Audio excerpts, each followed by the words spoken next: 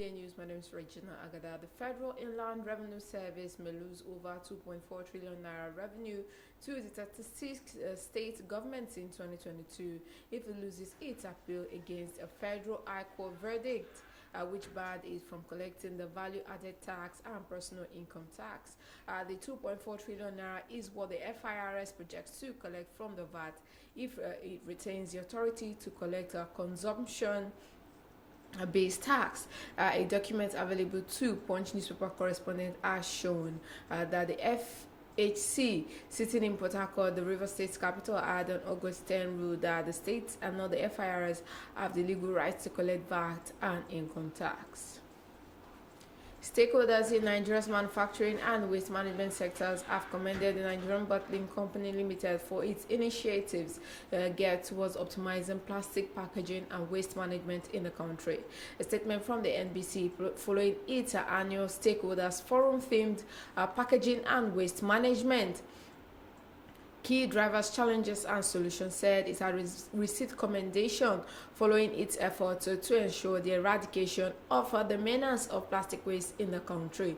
The keynote speaker and special advisor to the Ogun State government on environment, Ola Orensoya, applauded the NBC for holding the forum, which he said will go a long way in entrenching the culture of internal self-regulation in the fight against waste.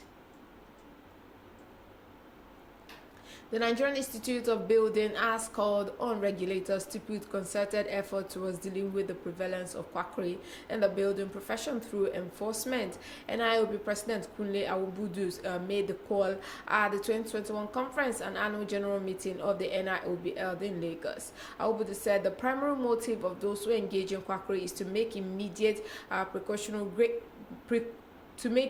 gains, given little considerations to the risk involved, and the outcome of many investigations of collapsed buildings in the country has revealed a prime cause, which is quackery. The Lagos State Waste Management Authority has warned the general public to be wary of fraudsters extorting money from residents under the guise of being debt recovery agents for the agency. A statement signed by the Managing Director and Chief Executive Officer Loma, Mr. Ibrahim Odubomi, stated that the agency had not given any third party the responsibility of collecting waste bills from residents and businesses in the state. Odubomi said that the residents should disregard any personal, group of persons or firms are parading themselves as agents of Loma or Lagos State government assigned to collect or recover waste bills from residents.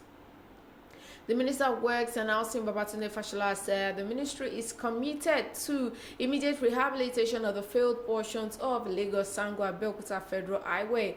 According to a statement issued by the Governor's Chief Press Secretary, Kunle Shomori, the ministers gave the commitment during a teleconference between the state governor and the minister's team. The minister's areas of immediate attention are the failed portions around Sango-Ota on the Lagos-Abeokuta Express Road and the Ota-Idiroko Road, according to a statement released. About 206 teachers from Edo and Delta states will benefit from the second edition of the NPDC Seplat Petroleum Development Company PLC Joint Venture Teachers Empowerment Program, known as STEP. Director of External Affairs and Sustainability of the program, Chioma Nwachukwu, in her remarks at the formal inauguration of commencement of the 3-month program in Benin on Sunday, said that the befitting teachers include 200 teachers and 6 chief inspectors of education. Minister of Labour and Employment Senator Chris Ngige stated this when he fielded questions from the State House correspondent in Abuja. He explained that affected doctors wrongly benefited from medical residency training fund meant for a particular category of doctors. He said the names of the doctors were uncovered after a thorough scrutinization of the 8,000 names submitted by the chief medical directors of federal government health institutions for the training program. A senior advocate of Nigeria has called on the federal government to expand the powers of the Asset Management Corporation of Nigeria in its debt recovery process. Mr. Oluwakemi Balogun of the Oluwakemi LP, while speaking at the training of solicitors, receivers, and receiver managers in Lagos, said debt recovery in Nigeria would continue to burden AMCON as well as the financial sector as long as the system allowed some Nigerians to brazenly walk into banks to borrow money with no intention to repay the loan obligation.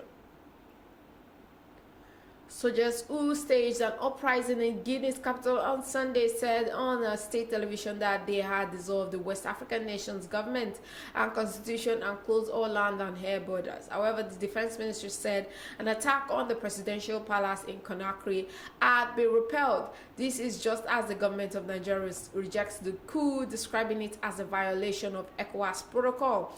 According to Reuters, fighting broke out near the palace on Sunday morning, with several sources saying an elite National Army unit led by former French legionnaire Mamadi Doumbouya was behind the unrest. This is the midday news. Do join me on the Afternoon Business Show, and as more breaking news reach me here in the studio, I'll be sure to let you know. Good afternoon. My name is Regina Agada.